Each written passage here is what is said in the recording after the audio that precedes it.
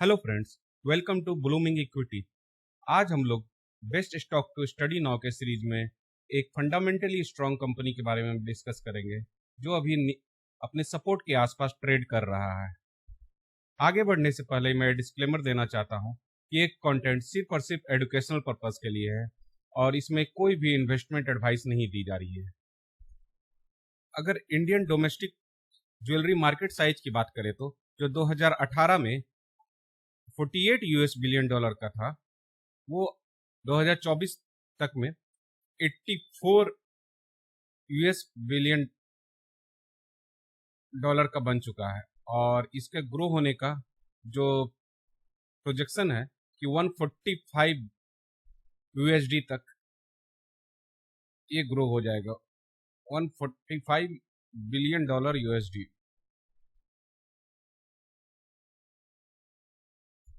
अगर Indian domestic jewellery market size की बात करें तो जो फाइनेंशियल ईयर 2018 में 48 बिलियन यूएस डॉलर का था, वो 2024 तक बढ़ते हुए 84 बिलियन यूएस डॉलर का हो चुका है और 2028 में इसका प्रोजेक्शन 145 बिलियन यूएस डॉलर का है। मतलब इसमें काफ़ी अभी ग्रोथ है। इसमें इस सेक्टर में ज्वेलरी सेगमेंट में अभी काफ़ी ग्रोथ, आगे भी इसका ग्रोथ होते रहेगा। तो आज हम जिस कंपनी के बारे में डिस्कस करने वाले हैं वो स्काई गोल्ड लिमिटेड है। ये कंपनी स्पेशलाइज्ड है डिजाइनिंग में, मैन्युफैक्चरिंग और मार्केटिंग गोल्ड ज्वेलरी में, और ये बिजनेस टू बिजनेस मॉडल पे काम करती है जो अपने प्रोडक्ट को मेनली ज्वेलरी रिटेलर्स को और होलसेलर्स को अपने पूरे इंडिया और इवन वर्ल्ड में ये सप्लाई करती है। ये 22 कैरेट का gold mainly gold jewellery manufacture करती है और इनका फोकस मेनली रहता है लाइट वेट डिजाइंस पे। तो ये स्काई गोल्ड कंपनी का 25 ईयर्स से ज़्यादा का एक्सपीरियंस है इनका मैन्युफैक्चरिंग में। 2000 plus calibration with jewellery retailers और 3000 प्लस डिजाइन है, 3 लाख प्लस डिजाइन है इनके। अगर मार्केट साइज ऑर्गेनाइज सेक्टर की बात करें तो जो कि 2020 में 19.2 बिलियन यूएस डॉलर का था, वो 2028 तक प्रोजेक्शन है कि 82.65 बिलियन यूएस डॉलर का हो जाएगा। लगभग 20% का CAGR ग्रोथ की इसमें संभावना देखी जा रही है। और ऑर्गेनाइज सेक्टर जो फाइनेंशियल ईयर 2021 में 10% का था, वो अभी 2024 में 38% इसका मार्केट शेयर हो चुका है और जो कि 2000 फाइनेंशियल ईयर 28 तक इसका प्रोजेक्शन है कि 43% अपना मार्केट शेयर ये ऑक्यूपाई कर लेगा ऑर्गेनाइज ज्वेलरी मार्केट सेक्टर। तो इसमें काफ़ी ग्रोथ दिखने को मिल रहा है और आगे भी उम्मीद है कि ये ग्रोथ कंटिन्यू रहेगा। अगर इनकी मैन्युफैक्चरिंग कैपेसिटी की बात करें तो लगभग 12.6 टन्स पर ईयर, तो मतलब काफ़ी ज़्यादा मैन्युफैक्चरिंग कैपेसिटी इनके पास है। और ये 2000 retail outlets India and 500 plus outlets globally में अपने इनके प्रोडक्ट को सेल करते हैं। अगर इनके डोमेस्टिक और इंटरनेशनल क्लाइंट्स के बारे में देखें तो आप अपने स्क्रीन पे देख सकते हैं कि इनके डोमेस्टिक क्लाइंट में जैसे PNG ज्वेलर्स और भी बहुत सारे ज्वेलर्स हैं, जैसे कल्याण ज्वेलर्स, कला मंदिर, Malabar gold and diamonds, Reliance jewels, सेनको gold and diamonds, और इंटरनेशनल क्लाइंट्स में भी विस गोल्ड्स वगैरह। इस बहुत सारे इनके डोमेस्टिक क्लाइंट्स भी है और इंटरनेशनल क्लाइंट्स भी है। अगर इनके सब ब्रांड्स को देखें तो इतने सारे इनके सब ब्रांड्स हैं जो आप स्क्रीन पे देख सकते हैं। आगे बढ़ते हैं। अगर इनके फाइनेंशियल हाइलाइट्स को देखें तो लगभग 5 ईयर का इनका रेवेन्यू फ्रॉम ऑपरेशंस है 45.53%। EBITDA है 5 ईयर का CAGR 107%, काफ़ी अच्छा EBITDA इन्होंने मेंटेन किया 5 ईयर्स में। और नेट प्रॉफिट इनका CAGR है 5 ईयर्स में 129.2%। मतलब हाई ग्रोथ कंपनी हमें देखने को मिलती है। अगर Q1 के फाइनेंशियल हाइलाइट्स के बारे में बात करें तो इनके रेवेन्यू में ईयर ऑन ईयर 56% का ग्रोथ देखने को मिला है और EBITDA में 91% का ग्रोथ देखने को मिला है और प्रॉफिट आफ्टर टैक्स में 105% का ग्रोथ देखने को मिल रहा है। अगर इनके वॉल्यूम्स को भी देखें, मतलब केजीज पर मंथ जो इन्होंने अपना प्रोडक्ट को सेल किया है, उनको उसमें भी देखें तो हम लोग को क्वार्टर वन फाइनेंशियल ईयर 2025 से क्वार्टर वन फाइनेंशियल ईयर 2026 में जो 349 केजीज पर मंथ था वो बढ़ के 456 केजी पर मंथ हो गया। इसमें भी हमने काफ़ी ग्रोथ देखने को मिल रहा है। अगर रेवेन्यू फ्रॉम सब्सिडरीज की बात करें तो इस सीट में मेनली सब्सिडरीज के बारे में हम लोग देख लेते हैं। इनके सब्सिडरी स्पार्कलिंग चेन्स है और स्टार मंगलसूत्र, जिन्होंने इस कंपनी ने रिसेंटली एक्वायर किया था।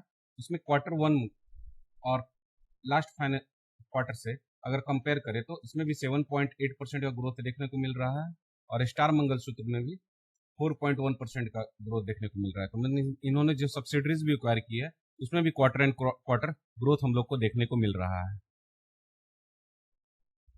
अगर रिसेंट अब कंपनी अपडेट्स के बारे में देखें तो इन्होंने अभी सक्सेसफुली ऑनबोर्ड किया है रिलायंस रिटेल, पीएमजे एंड कला मंदिर को, और इन्होंने our customer base we have broadened our customer reach with Aditya Birla Noble Jewels and CaratLane and PN Gadgil in the past quarter।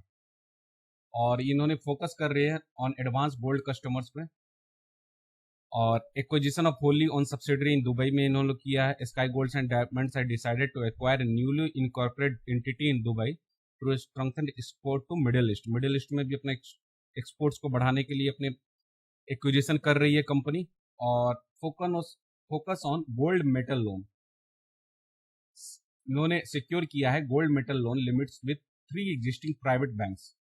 Gold metal loan लेने से क्या होगा, इनका लोअर कॉस्ट ऑफ फाइनेंसिंग हो जाएगा, जिससे इनका प्रॉफिट का मार्जिन इंक्रीज करने में इनको मदद मिलेगी।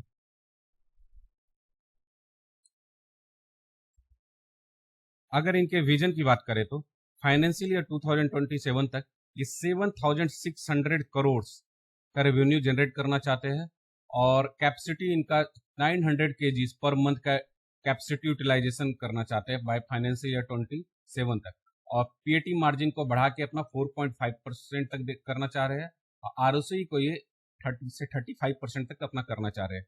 तो काफ़ी हाई एस्पायरिंग कंपनी दिखने को मिल रही है ये, और अपना ग्रोथ को अचीव करने के लिए इन्होंने बताया है कि ongoing transition toward organized jewelry retail is structural tailwind, creating a growth opportunities for Sky Gold, which currently holds less than 0.5% market share। तो मतलब सिर्फ अभी ये कंपनी बहुत ही छोटी कंपनी है जो कि अपनी सिर्फ 0.5% मार्केट शेयर भी होल्ड कर रही है। और इन्होंने ईआरपी सिस्टम को अपग्रेडेशन करने की बात की है, ग्रॉस का मार्जिन के एक्सपेंशन की बात कर रहे हैं, वर्किंग कैपिटल ऑप्टिमाइजेशन स्ट्रेटजी को अपना रहे हैं, कैपेसिटी एक्सपेंशन ये कर रहे हैं, टारगेटिंग वर्किंग कैपिटल रिडक्शन, और स्केलेबल इनका एसेट लाइट मॉडल है, बिजनेस मॉडल है, जो इन्होंने अपना कहा रहा है कि strong belief in scalability of B2B design led manufacturing, specially when compare to capital intensive B2C jewellery retail model, और अपने सेल्स टीम का अलाइनमेंट अपने टारगेट अचीव की तरफ ये कर रहे हैं।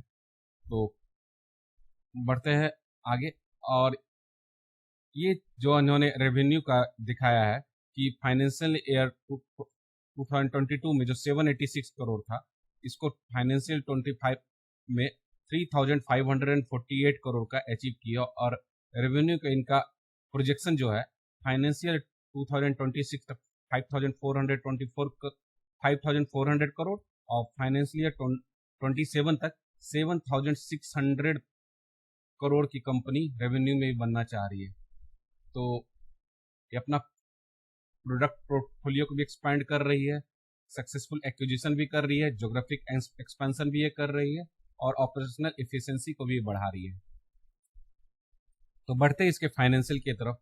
अब इसके मार्केट कैप बहुत ही छोटी कंपनी है, मार्केट कैप अभी सिर्फ 4,414 करोड़ का है, करंट प्राइस अभी 302 रुपीज पे ट्रेड कर रही है, और अब 52 वीक हाई की इसकी बात करें तो 489 रुपीज इसका 52 वीक हाई प्राइस था, और 52 वीक लो 186 रुपीज था। स्टॉक पी 28.5 के आसपास ये ट्रेड कर रहा है, बुक वैल्यू 46 का है, डिविडेंड कुछ भी कंपनी नहीं देती है, आरओसी काफी अच्छा है 23.4%, आरओई 28.6%, और डेप्ट टू इक्विटी 0.92 है, थोड़ा ज्यादा है कंपनी में, लेकिन और प्रॉफिट प्रीवियस 12 मंथ्स का 133 करोड़। और एक भी प्रोमोटर का शेयर प्लेस नहीं है। पेग रेशियो 0.2 के आसपास है ये। और ऑल टाइम हाई प्राइसेस का 489 रुपीज जो इसी साल इसने अचीव किया था। और अगर डाउन फ्रॉम 52 वीक हाई के बारे में बात करें तो 38.3% अभी डाउन है। और इंडस्ट्री पी 31.5 है और इंडस्ट्री पी से भी नीचे ये ट्रेड कर रही है। RSI 37.4 है अभी। प्राइस टू बुक वैल्यू की बात करें तो 6.47 है। अगर इसका पी रेशियो के बारे में देखें तो 3 ईयर टाइम फ्रेम में ये पी रेशियो आपको मीडियन पी 38.4 का है और मीडियन पी से नीचे अभी देखने को ये मिल रहा है। अगर 1 ईयर टाइम फ्रेम में देखें तो अपने अपने लोएस्ट पी के आसपास ट्रेड करता हूँ। 1 ईयर टाइम फ्रेम में मीडियन पी 56 है और अभी 28 के पी के आसपास ये ट्रेड कर रहा है। अगर इसका पीयर कंपैरिजन करें तो अभी देखेंगे कि हम इसका पी रेशियो सिर्फ पीसी ज्वेलर से ही इसका सिर्फ कम है।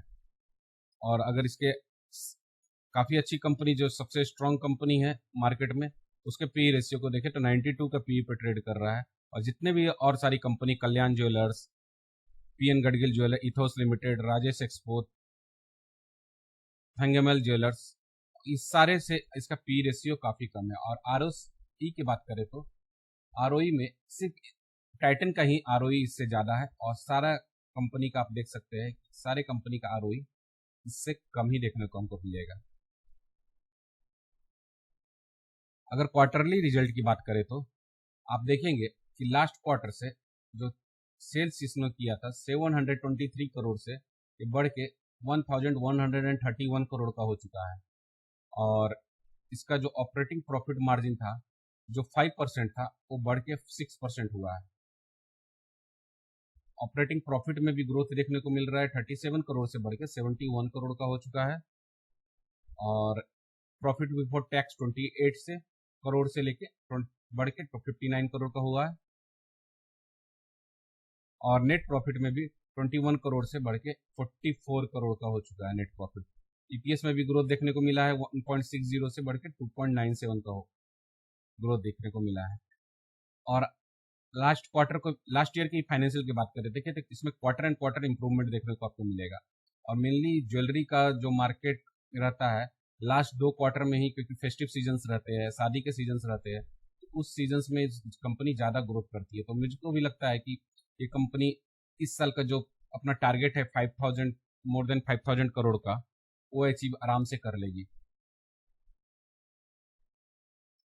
अगर सेल्स की बात करें तो प्रॉफिट एंड लॉस स्टेटमेंट, अगर ईयरली स्टेटमेंट देखें तो सेल्स जो ईयर 2022 में 786 करोड़ का था वो बढ़ के 1154 करोड़ का हुआ। Next year 1745, 3548 and trailing 12 month से 3956 करोड़ का हुआ है। और इसका नेट प्रॉफिट की बात करें तो 17 करोड़ से बढ़ते हुए 155 करोड़ ट्रेलिंग 12 मंथ का प्रॉफिट हो चुका है। अगर इसे कंपाउंडेड सेल्स ग्रोथ की बात करें तो 3 ईयर टाइम फ्रेम में हमको 65% का ग्रोथ सेल्स ग्रोथ देखने को मिलेगा और ट्रेलिंग 12 मंथ में 89% का सेल्स ग्रोथ देखने को मिलेगा। और प्रॉफिट की बात करें तो 3 ईयर टाइम फ्रेम में 145 करोड़ और ट्रेलिंग 12 मंथ का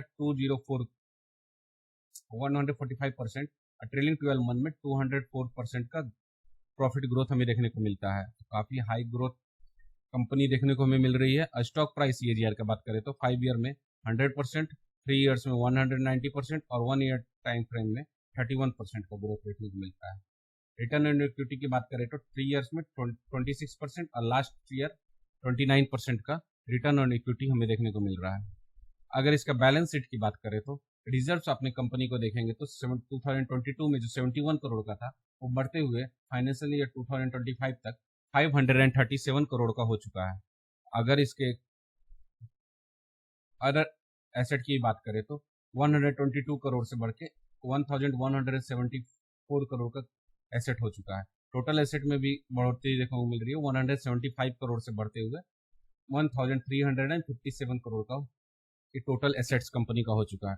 अगर शेयर होल्डिंग पैटर्न की बात करें तो प्रोमोटर ने लास्ट क्वार्टर से कुछ अपना स्टेक को रिड्यूस किया है लेकिन एफआईज ने अपने स्टेक को बढ़ाया है, डीआईज ने भी अपने स्टेक को बढ़ाया है और पब्लिक ने भी अपने स्टेक को बढ़ाया है। तो हमें ये देखने को मिलता है कि भले ही प्रोमोटर ने अपने माल को सेल किया है, लेकिन एफआईज और डीआईज दोनों ने अपना माल बढ़ाया है। वीक हैंड्स में भी थोड़ा सा बढ़ने को हमें परसेंटेज देखने को मिल रहा है। अगर इसका टेक्निकल एनालिसिस की बात करें तो ये स्टॉक अपने एक मेजर सपोर्ट के आसपास ट्रेड करता हुआ देखने को मिल रहा है। ये इसने यहाँ पे अपने सपोर्ट के आसपास इसने टच किया है। ये पहले भी इसी जोन में यहाँ पे इसने सपोर्ट लिया, यहाँ पे उससे पहले सपोर्ट लिया, उससे पहले यहाँ पे भी सपोर्ट लिया और उससे पहले यहाँ रेजिस्टेंस उसने फेल किया था। तो अभी हम देख सकते हैं कि ये स्टॉक अपने सपोर्ट के आसपास ट्रेड करता हुआ देखने को मिल रहा है।